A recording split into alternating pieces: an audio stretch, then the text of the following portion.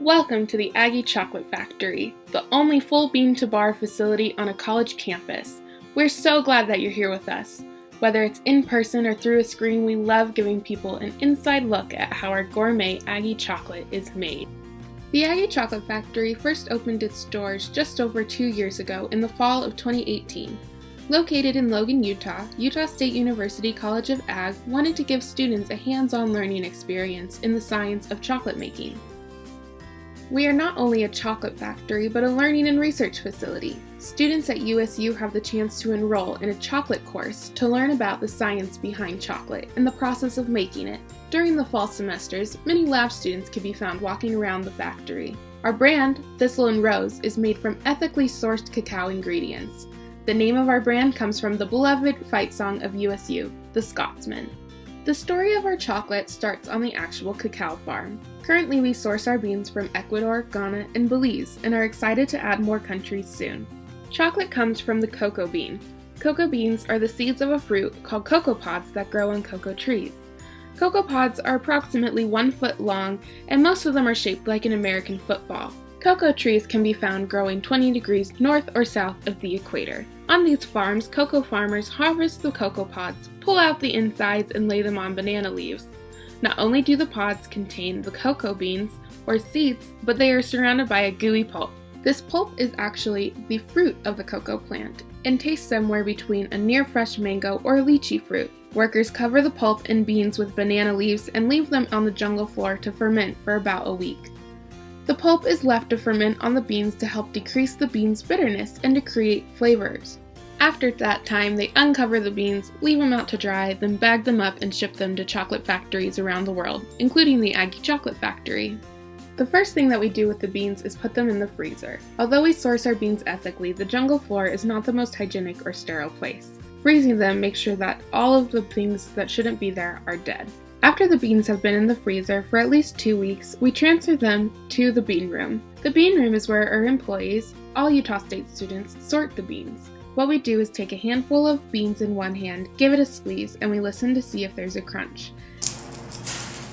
If we hear one, that means that the shell of the bean is cracking and won't be able to withstand the pressure of the bean roaster. We find the culprit of the crack and throw them into a bin of beans that will be used to make cocoa butter. If they can withstand the squeeze, then they will be used to make chocolate. Now that the beans have passed the test, they can get on with the process to become chocolate.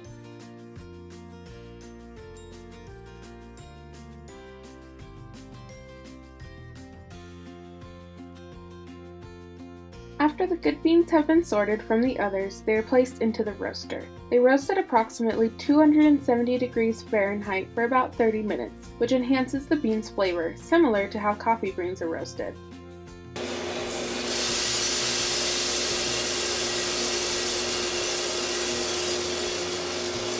After the beans have been roasted, they go into the cracking and winnowing machine. We pour the beans into the top, and the machine will break the beans in half. As they're being sliced, a vent inside the machine blows air upwards. The nibs, or the little bits of roasted bean, are just heavy enough not to be blown away, while the thin shells that have been released from the bean are blown upwards and collected in a sack. These shells of the beans are sent to the USU greenhouse to be used as tree mulch.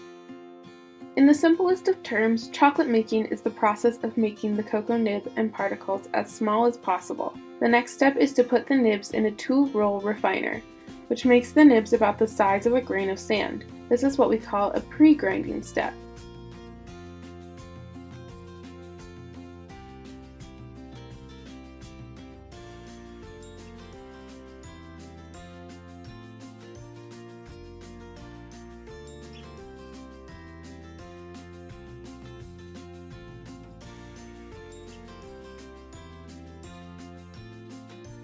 After the nibs have been pre-ground, we pour them into machines called melangers. A melanger is a machine with 2 stone or granite rollers that moves the chocolate under them to make the chocolate liquid. The melanger grinds up the nibs for more than 24 hours until they are just liquid. That liquid is called cocoa liquor. Despite the name, there is no alcohol in it. Occasionally, we use the cocoa liquor to make something called cocoa butter, which is made by our machine Delaney. After the nibs become cocoa liquor, the production workers put in other ingredients.